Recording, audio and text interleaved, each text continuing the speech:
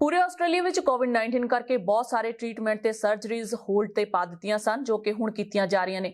Red cross ਵੱਲੋਂ ਕੀਤੀ appeal ਨਾਲ ਬਹੁਤ ਸਾਰੇ ਖੂਨਦਾਨ ਕਰਨ ਲਈ ਲੋਕ ਅੱਗੇ ਆਏ ਨੇ। ਪ੍ਰਬੰਧਕਾਂ ਨੇ ਦੱਸਿਆ ਕਿ ਪੰਜਾਬੀ ਭਾਈਚਾਰੇ ਵੱਲੋਂ ਪੂਰੇ ਆਸਟ੍ਰੇਲੀਆ ਦੇ ਬਲੱਡ ਡੋਨੇਸ਼ਨ ਦੀ ਡਰਾਈਵ ਸ਼ੁਰੂ ਕੀਤੀ ਗਈ ਹੈ ਤੇ ਆਸ ਕੀਤੀ ਜਾ ਰਹੀ ਹੈ ਕਿ ਵਿਸਾਖੀ ਤੱਕ ਪੂਰੀ ਹੋ ਜਾਵੇਗੀ।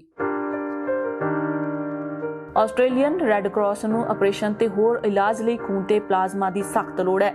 ਲੋੜਵੰਦ ਮਰੀਜ਼ਾਂ ਦੀ ਇਸ ਕਮੀ ਨੂੰ ਪੂਰਾ ਕਰਨ ਲਈ ਪੰਜਾਬੀ ਕਮਿਊਨਿਟੀ ਅੱਗੇ ਆਈ ਹੈ ਜਿਸ ਨੇ ਪੂਰੇ ਆਸਟ੍ਰੇਲੀਆ ਵਿੱਚ ਬਲੱਡ ਡਰਾਈਵ ਸ਼ੁਰੂ ਕੀਤੀ ਹੈ।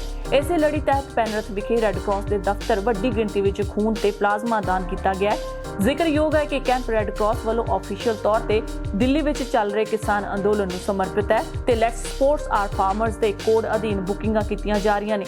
ਆਸਟ੍ਰੇਲੀਆ ਦੀਆਂ ਸਾਰੀਆਂ ਸਟੇਟਾਂ ਦੇ ਕੁੱਲ 91 ਸੈਂਟਰਾਂ ਵਿੱਚ ਇਹ ਖੂਨਦਾਨ ਕੀਤਾ ਜਾ ਰਿਹਾ ਹੈ। ਸਮੂਹ ਭਾਈਚਾਰੇ ਨੂੰ ਅਪੀਲ ਹੈ ਕਿ ਇਸ ਵਿੱਚ ਵੱਧ ਚੜ੍ਹ ਕੇ ਸਹਿਯੋਗ ਕੀਤਾ ਜਾਵੇ। ਇੰਡੋ ਟੀਵੀ ਆਸਟ੍ਰੇਲੀਆ ਦੇਖਦੇ ਸਾਰੇ ਹੀ ਦਰਸ਼ਕਾਂ ਨੂੰ ਪਿਆਰ ਭਰੀ ਸਤਿ ਸ੍ਰੀ ਅਕਾਲ।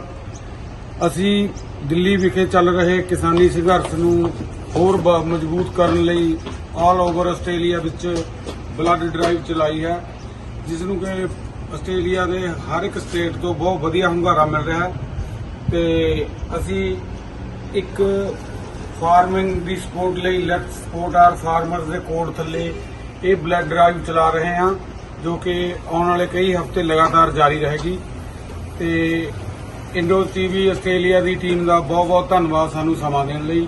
ਵਾਹਿਗੁਰੂ ਜੀ ਕਾ ਖਾਲਸਾ ਵਾਹਿਗੁਰੂ ਜੀ ਕੀ ਫਤਿਹ।